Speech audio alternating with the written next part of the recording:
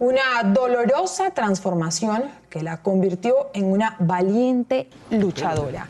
Ella es Natalia Ponce de León, quien 2 años después de haber sufrido un ataque con ácido, ayer mostró por primera vez en público su rostro desfigurado. Lo hizo para recibir la noticia de la promulgación de una ley que tipifica como delito este tipo de ataques en Colombia, una norma que ella misma impulsó mientras se recuperaba de las secuelas físicas. El presidente de Colombia, Juan Manuel Santos, dedicó esta ley que endurece las penas para los agresores a Natalia, justamente, a las más de 600 personas también que han tenido que vivir esta tragedia en Colombia. El país está en la lista de las naciones donde más se registran este tipo de ataques, junto a Bangladesh, a Pakistán y también India. Un ataque con ácido no es una lesión personal. Las marcas que deja no se borran. Las heridas siguen ardiendo sin importar los años. Esta tragedia en Colombia tiene rostro, el de Natalia Ponce de León. Y me encuentro con un personaje de espaldas, con una capucha tapado. Y pues le pregunté, ¿quién es usted? Y él me dijo, Bernardo está parqueando, ya viene. Y en cuestión de segundos fue cuando se volteó y me tiró un líquido. Un ácido que transformó su vida como la de muchas. Un cambio total de mi cara. Pues me la destruyó totalmente, me quemó toda la cara. Pues el abdomen, las piernas. Tengo quemaduras bien grandes. La visión, el lado derecho. Y pues consumí, alcancé a tragar ácido, lo que hizo que pues dañara un poco mis vías respiratorias. Desde entonces se convirtió en un símbolo de la lucha contra los ataques con ácido en Colombia, un referente en el país, América Latina y el mundo. Necesitamos ponerle freno a una tragedia, porque es una verdadera tragedia. Lo que los colombianos hemos visto en estas circunstancias y en estos casos es una tragedia que en los últimos 6 años han tenido que enfrentar 628 colombianos, es decir, más de 100 colombianos al año. El presidente de Colombia, Juan Manuel Santos, promulgó ayer una ley que sanciona con penas fuertes a los autores de estos hechos. Porque ya pagar una pena de 30, 50 años, pues lo lleva a uno a pensar 2 veces si de verdad va a cometer el acto o no. Y como si fuera un gesto de celebración, por lo que según había dicho le daba fuerzas para seguir luchando, Natalia asistió a la promulgación de la ley con su rostro descubierto. Lo hizo por primera vez en público después de haberlo mantenido oculto tras una máscara durante estos 2 años. La ley, que es conocida por su nombre, establece que quien le cause daño a otro usando para ello cualquier tipo de agente químico pagará cárcel entre 12 y 20 años. Si tras la agresión queda deformidad o daño permanente, pérdida parcial o total, funcional o anatómica, será de hasta 30 años, incluso 40. No habrá concesión de beneficios para quienes cometan el delito. Colombia ocupa la deshonrosa posición de ser uno de los países que registra más ataques con ácido en el mundo, junto a Bangladesh, Pakistán e India. A partir de esta semana, este tipo de agresiones no dejarán secuelas solo en las víctimas. Los agresores lo pagarán con prisión. Y es que la recuperación de las afectadas por los ataques con ácido no son solo exteriores. A lo interno son muchas las heridas que deben sanar para ver hacia el futuro y no quedar encerradas en un pasado que definitivamente les marcó la vida. Son muchos los casos reportados por organizaciones no gubernamentales en defensa de los derechos de la mujer en América Latina y países como Bangladesh, India, Pakistán, Nepal y Uganda. Uno de los casos en la India, que tiene una población que supera los 1.200 millones de habitantes y donde se reportan más de 1.000 casos de agresiones con químicos al año, es el de esta modelo, Lakshmi Agarwal, quien se convirtió en la imagen de una campaña de la casa de moda Diva en Diva.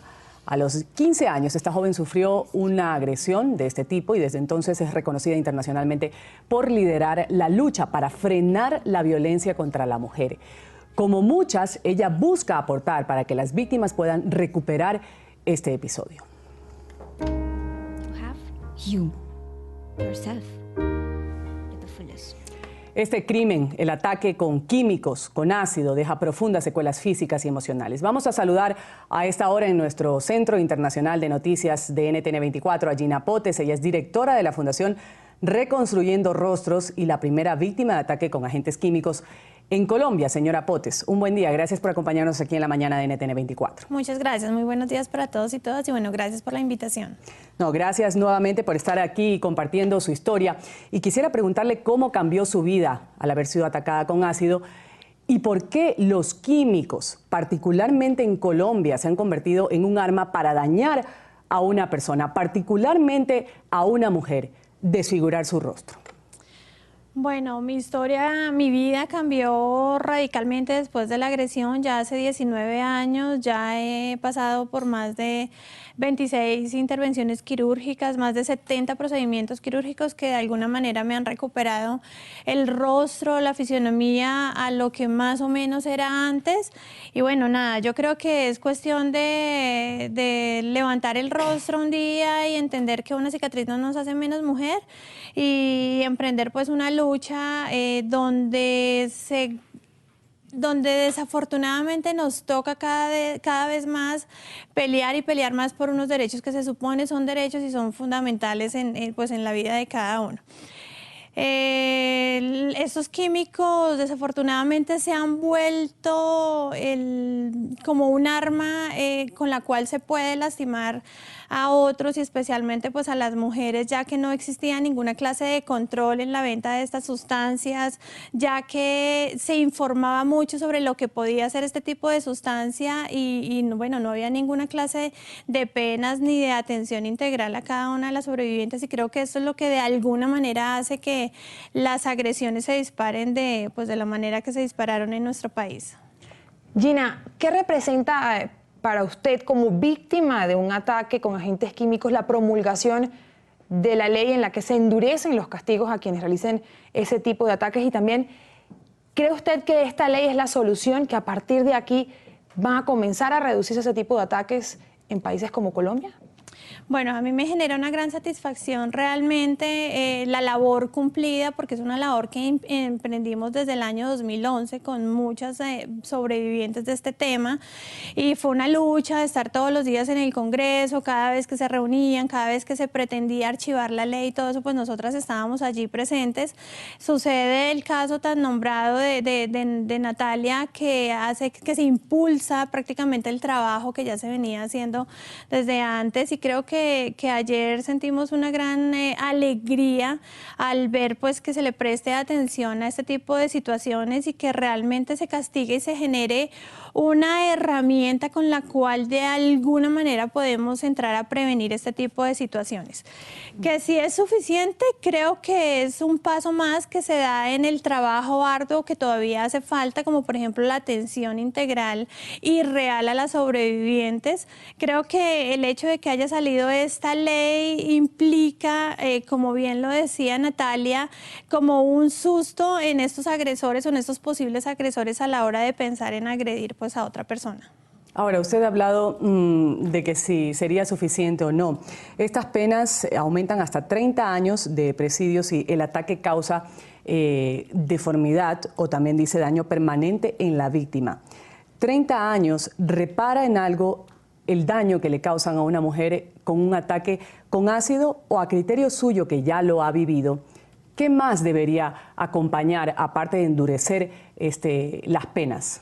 Bueno, definitivamente hay una cosa que es muy clara y es que las secuelas quedan de por vida, las secuelas no duran 30 años, las secuelas duran por el resto de la vida de cada una de las sobrevivientes. Hay personas que han quedado ciegas, hay personas que han perdido la nariz, el cuero cabelludo, los oídos y eso no lo recupera absolutamente nadie. Por más cirugías que se le realicen, las secuelas siempre van a estar ahí. Me parece, siempre hemos pensado, bueno, ¿y cuál sería la pena acá? Creo que ya hablando de 30, 50 años, pues nos parece muy bien, sobre todo lo que genera el solo hecho de que alguien quiera hacer este daño y sepa que ya se puede enfrentar a este tipo de condenas. Primero. Segundo, que si nos parece suficiente para una atención o para la reparación de alguna de las víctimas, pues yo tengo que decirles que primero la ley no es retroactiva, entonces la ley de ayer para de aquí en adelante pues se cumple en caso de que exista una nueva víctima o un nuevo agresor. De 2016 para atrás no cubre absolutamente a ninguna de las que ya han sido sobrevivientes de este tema. ¿Y qué creemos nosotros que le hace falta a la ley? Definitivamente atención integral, porque es que ya hay unas sobrevivientes que han pasado por una cantidad de situaciones y las circunstancias de vida son bastante lamentables, la verdad, cuando no se atiende en salud, cuando no se atiende en justicia, cuando no hay ninguna clase de garantías para tener una vida digna y libre de violencias. Entonces, de hecho, ahora en el Congreso seguimos todavía porque hace falta precisamente eso, la integralidad en la atención de todas y cada una de estas personas. Me parece que con esta ley sí se reivindica de alguna manera a todas y cada una de estas personas que fueron víctimas al exponer este tipo de penas.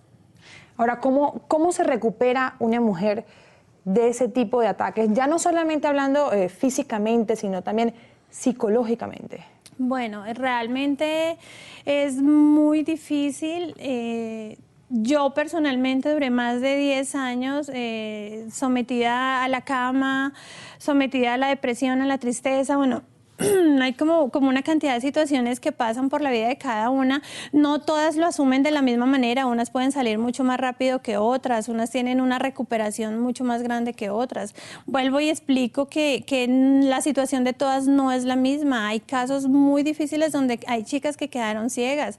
Hay una de las chicas que perdió a su hija a raíz de lo que le pasó a ella. Entonces yo sí creo que pues depende de muchas cosas. Y también pues depende de la fortaleza que tenga cada una, que creo que todas tenemos y cargamos una fortaleza dentro de nosotras para salir adelante, para atrevernos de alguna manera a ponerle el rostro a la problemática, ponerle la cara a la problemática y hacerle frente, ¿no? Y exigir derechos y empoderarse cada una de su vida, pues para que precisamente en este país existan normas, en este país exista un poco más de sensibilidad de la que existe, porque creo que es una de las cosas más tristes. O sea, le pasó a las víctimas y miran a ver qué hacen, y creo que no debería ser así. Esto es una cuestión de todos y todas en Colombia y en el mundo entero. Claro, muy rico su testimonio, y usted habla de esa fortaleza. ¿Qué es lo que a usted, a Gina Potes, la hace cada día despertarse con un objetivo, a pesar de lo que le ha sucedido, que no es poca cosa, con lo que se tiene que enfrentar y, por supuesto, pues con ese ejemplo que usted quiere dar? Mira, yo estuve al borde de la muerte hace 19 años, de verdad que fue morirme en vida. Estuve casi 3 meses hospitalizada, llena de vendas, he pasado por muchas intervenciones quirúrgicas. En una de ellas tuve un paro cardiorrespiratorio y me chuzaron un pulmón. Bueno, eso fue de verdad súper complicado, tratando de reparar de alguna manera lo que otras personas causaron. Y bueno, es como ese devolverse. Siempre que entro al quirófano, o sea, entro siempre llorando, siempre, nunca he podido evitarlo, pero no llorando de dolor ni nada, sino creo que es la tristeza que me acoge de, bueno, ¿por qué tiene uno que estar pasando, a pesar de que han pasado un montón de años todavía en estas situaciones? ¿Y qué me hace levantarme todos los días? Definitivamente mis hijos. Tengo 3 maravillosos hijos por los cuales me levanto cada día, son mi motor, aparte que son personas realmente espléndidas, todos y cada uno de ellos desde su punto de vista, desde su forma de asumir la vida después de lo que le pasó a su mamá.